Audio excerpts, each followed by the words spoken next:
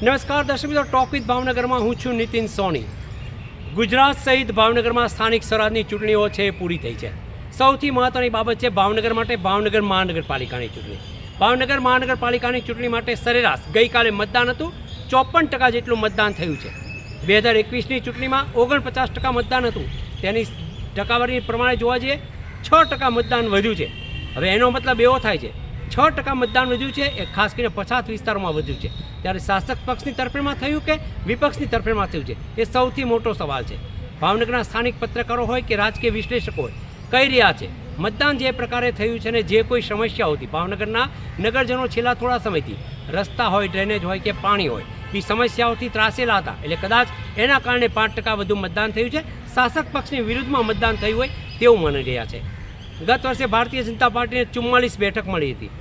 આ વખતે રાજકીય વિશ્લેષકો અને સિનિયર પત્રકારો કહી શકે છે માત્ર 4 થી 5 સીટ ઘટી રહી છે ભારતીય જનતા પાર્ટી માટે। બીજી બાજુ કોંગ્રેસની 8 બેઠક હતી, એમાં કદાચ 2-3 સીટોનો વધારો થાય તેવું અનુમાન પત્રકારો કરી રહ્યા છે।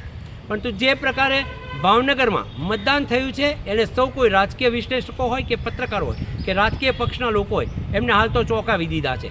6% મતદાન વધુ થયું છે એ કોના તરફી થયું છે એ જ્યારે આવતીકાલે ઈવીએમ ખુલશે ત્યારે ખબર પડવાની છે।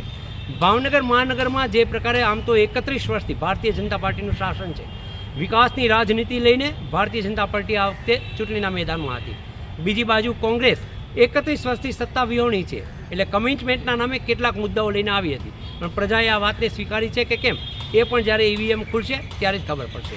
ચાલો આપણે જોઈ લઈએ શું છે ભાવનગરના પત્રકારો અને રાજકીય વિશ્લેષકોની વાત। આપણે જોયું મતદારોનો ઉત્સાહ ખાસ તો જોવા ઓછો મળ્યો છે।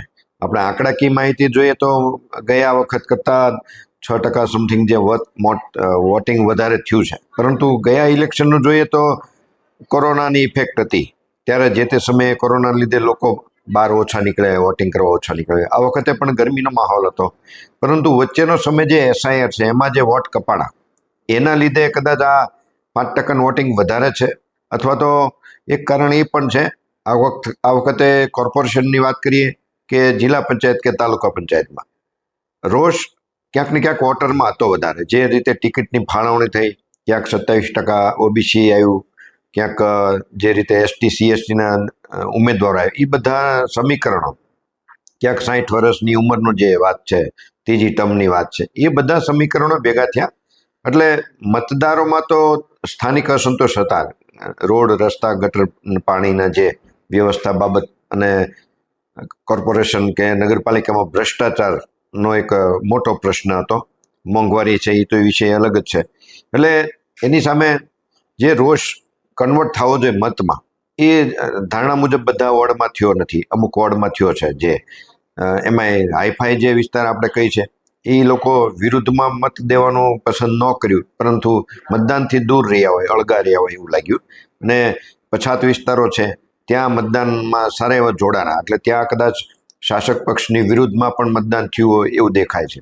એટલે ઓવરઓલ જોઈએ તો મહાનગરનું જોઈએ, ભાવનગર શહેરનું, તો કોંગ્રેસને સમજો 8 સીટ હતી ગયા વખતે, તો 8ની 16 પણ થાય અને કોંગ્રેસને એક મજબૂત વિરોધ પક્ષ ઊભો થાય। એનાથી વિશેષ સત્તામાં તો બીજેપી જ રહે, અને જિલ્લા પંચાયતમાં ક્યાંક ને ક્યાંક વિરોધ પક્ષ વધુ મજબૂત થતો દેખાય, ક્યાંક નગરપાલિકાઓમાં પણ ક્યાંક જે ચૂંટણી જે સીટો ના ધારી હોય એવી સીટો પણ આવે, અને ક્યાંક આમ આદમીના પણ ખાતા ખુલે, એ પ્રકારનું વાતાવરણ દેખાય છે।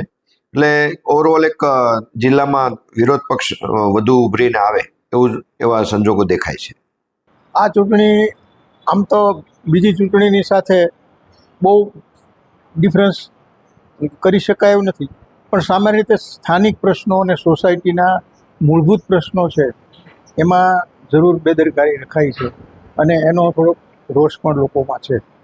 આમ આપણે જોઈએ તો મતદાનમાં પણ એવું પહેલાં અનુમાન હતું કે ગરમી છે, લગ્નગાળો છે, થોડીક લોકોની નીરસતા છે, એ કદાચ ઇફેક્ટર આમાં મતદાન ઉપર અસર કરશે, પણ એથી ઊંધું થોડુંક થયું છે, થોડાક પર્સન્ટેજ મતદાન વધ્યું છે।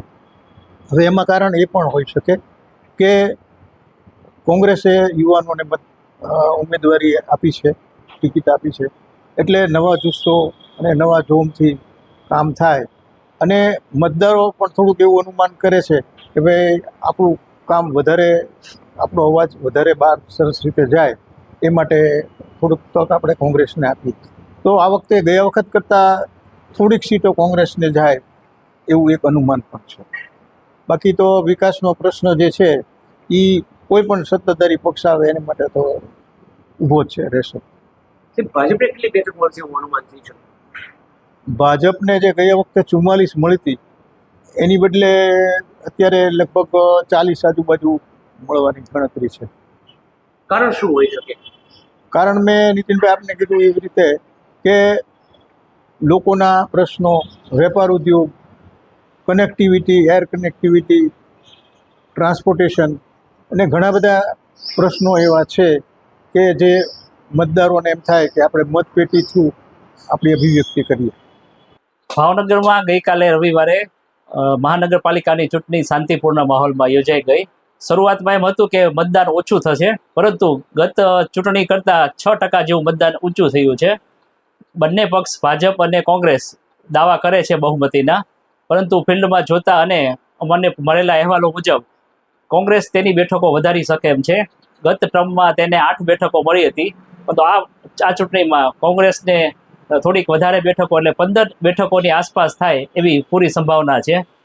2 પેનલો છે તે આખી આવી શકે એમ છે અને અન્ય પેનલો તૂટી અને કોંગ્રેસ પોતાની બેઠકો વધારી શકે એમ છે. ભાજપની પેનલો તૂટવાનું કારણ જ્ઞાતિવાદ, અમુક ઉમેદવારોના ટિકિટ કપાઈ ગઈ અને નિષ્ક્રિય થયા, એ કારણો પણ જવાબદાર છે. એકંદરે 1-2 બેઠકોમાં જ આપનું જોર છે, બાકી કોઈ પણ જગ્યાએ આપ ચિત્રમાં નથી. સીધી વાઇટ જ તે કોંગ્રેસ ભાજપ વચ્ચે છે. ભાજપને કેટલી બેઠક મળે એવું લાગે? ભાજપને ગત ટર્મમાં 44 બેઠકો મળી હતી, પરંતુ આ ખેલી કોંગ્રેસે અમુક વોર્ડમાં ભારે જોર કર્યું હોવાથી એની બેઠકોમાં 5-6 બેઠકો ઘટી શકે એવી સંભાવના છે. કારણ શું? કારણમાં એવું છે, ઉમેદવારની પસંદગી. ઘણા બેઠકો એવી છે વોર્ડમાં કે દરેક સમાજને એને પ્રતિનિધિત્વ આપ્યું છે. આ ખેલી જે ગણનાપાત્ર સમાજ છે તે સમાજની જો એના સમાજ ઉપર હાલતું હોય તો બેઠકો તૂટી શકે એમ છે. જે ભાજપના ગઢ ગણાય છે એવા વિસ્તારોમાં પણ ભાજપની 4 બેઠકોમાંથી 1-2 બેઠકો ઘટે એવી પૂરી સંભાવના છે.